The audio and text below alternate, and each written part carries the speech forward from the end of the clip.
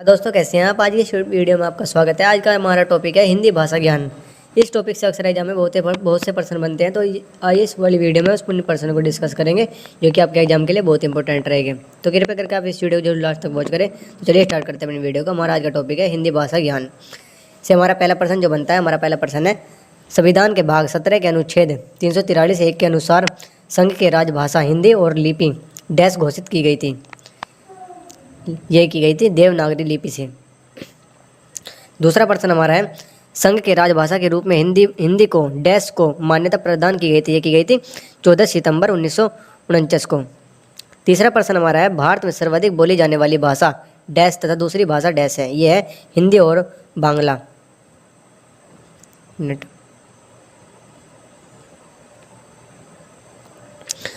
हमारा चौथा प्रश्न है, भारत के तेलुगु भाषा को डैश कहा जाता है। यह कहा जाता है इटालियन ऑफ द ईस्ट। पांचवा प्रश्न हमारा है, पंजाबी भाषा डैश लिपि में लिखी जाती है। ये लिखी जाती है गुरुमुखी लिपि में लिखी जाती है पंजाबी भाषा। छठा प्रश्न है, संविधान के राष्ट्रीय अनुसूची में डैश भाषाओं को मान्यता प्राप्त है जबकि मूल में 14 थी। यह 22 भाषा को मान्यता प्राप्त है। सातवां प्रश्न हमारा है, राजभाषा आयोग का गठन 1955 में किया गया था जिसके अध्यक्ष डैश थे। ये थे बी जे खेर। आठवां प्रश्न है, हिंदी दिवस डैश तथा अंतरिक्ष मातृभाषा दिवस डैश को मनाया जाता है। यह मनाया जाता है 14 सितंबर और 21 फरवरी को। हिंदी दिवस मनाया जाता है 14 सितंबर को और मातृभाषा दिवस 21 फरवरी को। नौवां प्रश्न है, डैश को नागालैंड एवं मेघालय में राजभाषा का दर्जा प्राप्त है। यह अंग्रेजी भाषा को। 10वां प्रश्न है, डैश को जम्मू कश्मीर में राजभाषा का दर्जा प्राप्त है। यह है उर्दू को। 11वां प्रश्न है, भारत के प्रथम राष्ट्रकवि मैथिली शरण गुप्त जिन्हें डैश कहा जाता है। यह कहा जाता है आधुनिक युग का तुलसी। 12वां प्रश्न है, आधुनिक युग की मीरा के रूप में डैश को तथा भारत आत्मा के रूप में डैश को जाना जाता है। यह जाता है आधुनिक युग की मीरा महादेवी वर्मा और भारतीय आत्मा के रूप में माखनलाल चतुर्वेदी। 13वां प्रश्न है, संस्कृत व्याकरण के जनक डैश है। ये है पाणिनि।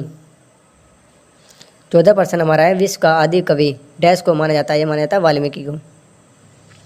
15वां प्रश्न हमारा है, रामायण मूलतः संस्कृत भाषा में जबकि रामायण रचित मानस डैश भाषा में लिखी गई है अवधी।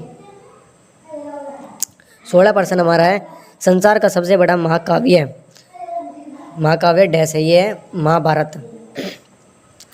17वां प्रश्न हमारा है, हिंदी भाषा का प्रथम बड़ा महाकाव्य डैश है। ये है पृथ्वीराज रासो। 18वां प्रश्न है, महाभारत के रचयिता थे। ये थे महर्षि वेदव्यास। 19वां प्रश्न है, हिंदी भाषा डैश से संबंधित है। यह इंडो यूरोपियन। 20वां शब्द है, किसे भारत का शेक्सपियर कहते हैं। ये कहते हैं कालिदास को। 21वां प्रश्न है, कौन सुकुमार कवि कहलाते हैं। ये कहलाते हैं सुमित्रा पंत। 22वां प्रश्न है, विश्व की सबसे प्राचीन भाषा है। यह है संस्कृत। 23वां प्रश्न है, केंद्रीय अंग्रेजी व विदेशी भाषा संस्थान हैदराबाद में है जबकि institute of advance studies dash में अवस्थित है। ये है शिमला में। 24वां प्रश्न है, भारत में आधुनिक शिक्षा के जन्मदाता डैश हैं। यह है चार्ल्स ग्रांट जो 1792। 25वां प्रश्न है, भारत का आइंस्टीन किसे कहा जाता है। ये कहा जाता है नागार्जुन को, भारत का आइंस्टीन। 26वां प्रश्न है, कलम का सिपाही किसे कहा जाता है। ये कहा जाता है मुंशी प्रेमचंद को। 27वां प्रश्न है, हिंदी में आंसू लिपि के जन्मदाता है डैश राधे लाल द्विवेदी। 28वां प्रश्न है, प्रथम हिंदू विधि निर्माता डैश थे। ये थे मनु। 29वां प्रश्न है, देश का प्रथम विश्वविद्यालय नालंदा विश्वविद्यालय है जिसकी स्थापना डैश में की गई थी। ये की गई थी गुप्त शासक कुमार गुप्त प्रथम ने 450 ईसा में की थी नालंदा विश्वविद्यालय की स्थापना।